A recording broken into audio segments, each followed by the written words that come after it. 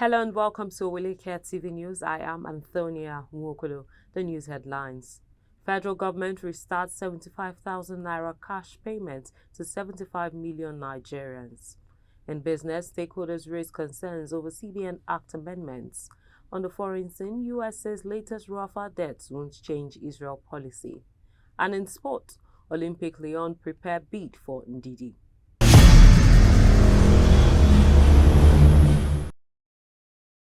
Welcome back. Now the news in details. The Minister of Finance, Wale Edun, has said the federal government has restarted the provision of conditional direct 75,000 naira cash transfers to 75 million Nigerians to tackle the impact of inflation.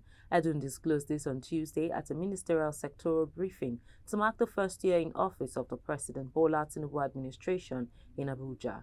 He noted that the beneficiaries of the social investment scheme are 15 million households nationwide. Edun, who is the chairman of the Presidential Panel of Social Investment Program, explained that the cash transfer will improve the living standard of Nigerians in the immediate term. According to him, the government has developed a system to ensure that payments get directly to beneficiaries through digital routes. Edun announced that the government has recruited more mobile network operators to fasten the rollout of the scheme. He stated beneficiaries must have a national identity number, account number, or mobile wallets to receive the cash transfer payments. Opposition political parties have scored the administration of the ruling All Progressives Congress led by President Bola Tinubu low on delivering of good life to Nigerians 1 year after mounting the saddle. But the APC National Publicity Director Bala Ibrahim disagreed with the opposition, which he labeled as a coalition of confused people. Ibrahim said since coming to power, President Bola Tinubu has given the country a direction in almost everything it needs, and Nigerians are beginning to reap the benefits of his foresight and good planning.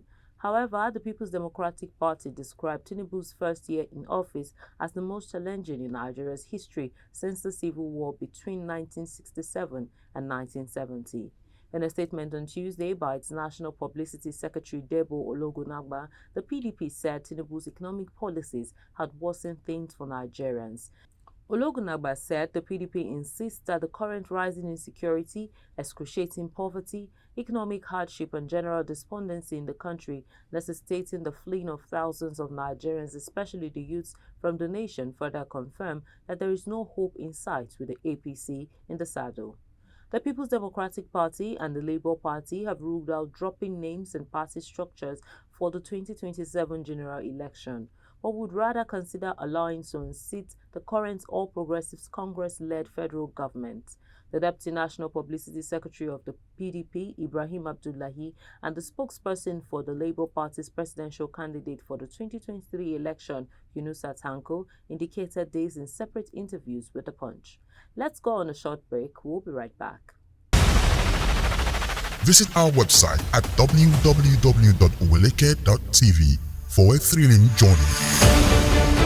Oweleketv, rising star at the fairground.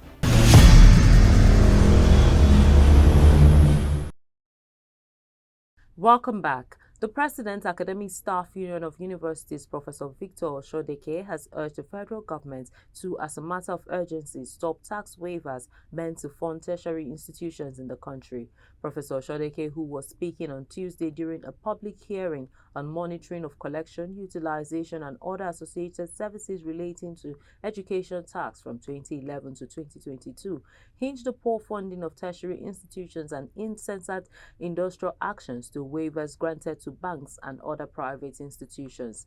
The Chairman House Committee on Tertiary Institutions, Honorable Mariam Onora, in her submission, noted that the engagement by the committee is to ensure that the education tax is fully collected by the FIRS as well as putting it to judicious use.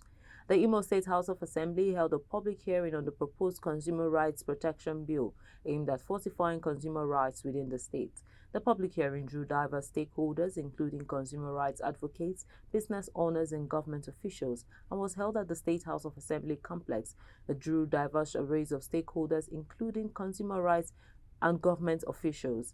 In his opening address, the chairman of the House Committee on Commerce and Industry, Mr. John Leoba Ihoma, underscored the bill's necessity for the welfare of Imolites, emphasizing its comprehensive coverage of both consumer and manufacturers' rights. Throughout the hearing, participants voiced their perspectives on the bills, emphasizing the urgent need for robust consumer protection measures amidst the rampant circulation of counterfeit goods within the states.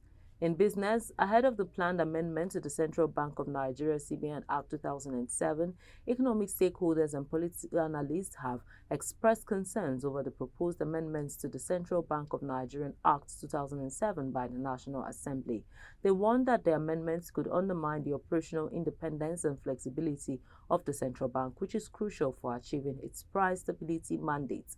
Key concerns include the proposed establishment of a coordinating committee for monetary and fiscal policies to be chaired by the Minister of Finance. Analysts argue that this would promote undue political interference in economic matters, as the fiscal authority would dominate the committee's membership and leadership. The legislation, which has passed its second reading and is scheduled for a public hearing on May 30th, seeks to modify the CBN's autonomy by subjecting its budget to National Assembly approval and establishing a new coordinating committee for monetary and fiscal policies. Up next are stories on the foreign scene after the break.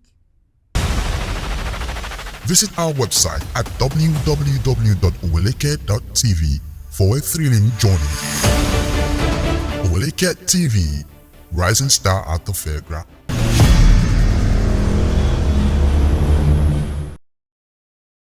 Welcome back. On the foreign scene, the Biden administration said on Tuesday it was closely monitoring the probe into a deadly Israeli airstrike it called tragic, but that the recent deaths in Rafah did not constitute a major ground operation there that crosses any U.S. red lines. Recent deaths in Rafah have tested President Biden's promise to withhold weapons from Israel if the U.S. ally made a major invasion of Rafah that put displaced persons there at risk.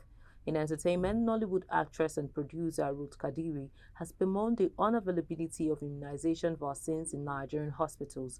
She lamented that her daughter had not been vaccinated for over a year due to the lack of vaccines at the hospitals. The movie star noted that mothers are facing the same issue nationwide.